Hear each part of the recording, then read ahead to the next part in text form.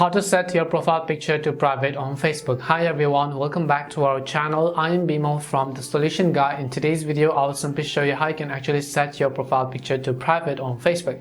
But before we get started, as always, if you are new to our channel, do make sure to leave a like, hit that subscribe button, and without any further ado, let's get started with today's video.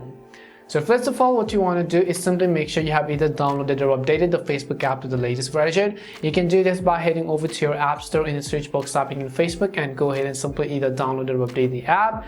Once you've updated Facebook, you want to simply go over and then open it. So next thing you want to make sure is that you are logged into your account, and after you are logged in, you can see this is how it is going to look like.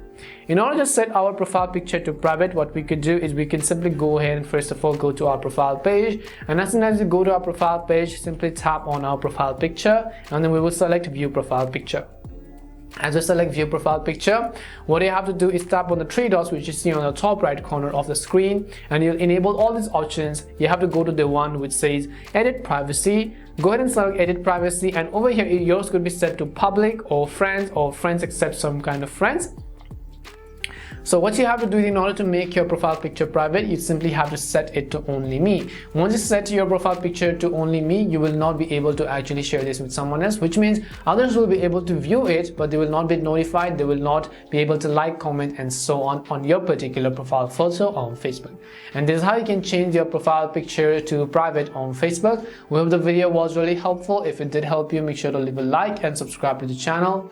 If you have any more questions, queries, or doubts, simply also make sure to leave them down. Thank you very much for watching till the end, and see you soon in our next video.